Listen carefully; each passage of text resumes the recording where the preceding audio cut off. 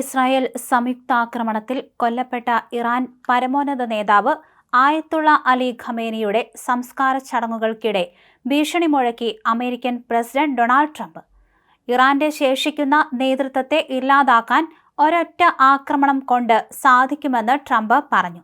സംസ്കാര ചടങ്ങിനായി നേതാക്കളെല്ലാവരും ഒത്തുചേർന്ന വേളയിലാണ് ട്രംപിന്റെ ഈയൊരു ഭീഷണി സന്ദേശം.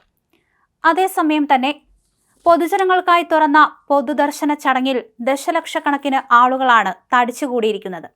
1.5 കോടി മുതൽ 2 കോടി വരെ ആളുകൾ ചടങ്ങുകളിൽ പങ്കെടുക്കുമെന്നാണ് കണക്കാക്കുന്നത്. ഇത്രയും വലിയ ജനക്കൂട്ടവും കടുത്ത ചൂടും കാരണം വലിയ ആൾക്കൂട്ട ദുരന്തമുണ്ടായാൽ 1500 മുതൽ 3000 വരെ മരണങ്ങൾ സംഭവിച്ചേക്കാമെന്ന് ഇറാനിയൻ ഉദ്യോഗസ്ഥർ വിലയിരുത്തുന്നുണ്ട്. ഇത് മുന്നിൽ കണ്ട് ടെഹ്റാനിലെ പ്രശസ്തമായ ബെഷെസ്റ്റ് സഹ്റ സെമിത്തേരിയിൽ ആയിരക്കണക്കിന് പുതിയ കല്ലറകൾ ഇതിനോടകം തന്നെ വെട്ടിയിട്ടിട്ടുണ്ടെന്ന് ജർമ്മൻ മാധ്യമമായ ഡി വെൽറ്റ് റിപ്പോർട്ട് ചെയ്തിട്ടുണ്ട്. സാധ്യതാ മരണങ്ങളും കണക്കാക്കുന്ന കേസുകളും കൈകാര്യം ചെയ്യാൻ പ്രത്യേക ഉദ്യോഗസ്ഥ വിഭാഗത്തെയും നിയോഗിച്ചിട്ടുണ്ട്. മുൻകൂട്ടി തയ്യാറാക്കിയ കല്ലറകൾ യഥാർത്ഥത്തിൽ നിലവിലുണ്ട്. 3000 മരണം വരെ സംഭവിച്ചാലും അത് കൈകാര്യം ചെയ്യാൻ തയ്യാറായിരിക്കാനാണ് അധികൃതർക്ക് ലഭിച്ചിരിക്കുന്ന നിർദ്ദേശം.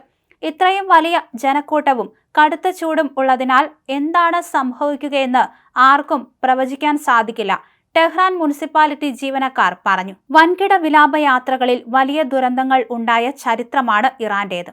2020 കെർമാനിൽ നടന്ന IRGC കമാൻഡർ ഖാസിം സുലൈമാനിയുടെ വിലാപയാത്രക്കിടയിലുണ്ടായ തിക്കിലും തിരക്കിലും പെട്ട് 50 പേർ മരിച്ചിരുന്നു. 200-ലധികം പേർക്ക് പരിക്ക് പറ്റി.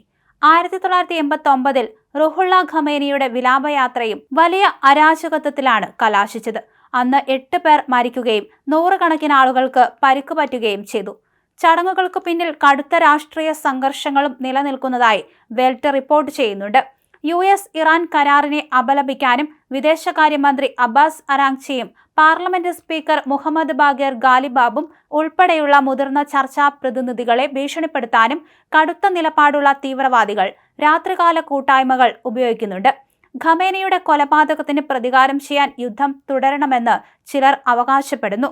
തോക്കുകളേന്തി തീവ്ര പ്രസംഗങ്ങൾ നടത്തുന്ന മതപ്രഭാഷകരുടെ വീഡിയോകളും ഓൺലൈനിൽ പ്രചരിക്കുന്നുണ്ട്. അതേസമയം രാജ്യം നേരിടുന്ന സാമ്പത്തിക പ്രതിസന്ധികൾക്കിടയിലും ശവസംസ്കാര ചടങ്ങുകൾക്കായി സർക്കാർ വലിയ തോതിൽ പണം ചെലവഴിക്കുന്നതിലും രാഷ്ട്രീയ നേട്ടങ്ങൾക്കായി ഭരണകൂട സംവിധാനങ്ങൾ ദുരുപയോഗം ചെയ്യുന്നതിലും പൊതുജനങ്ങൾക്കിടയിൽ കടുത്ത അതൃപ്തിയാണ് പുകയുന്നത്.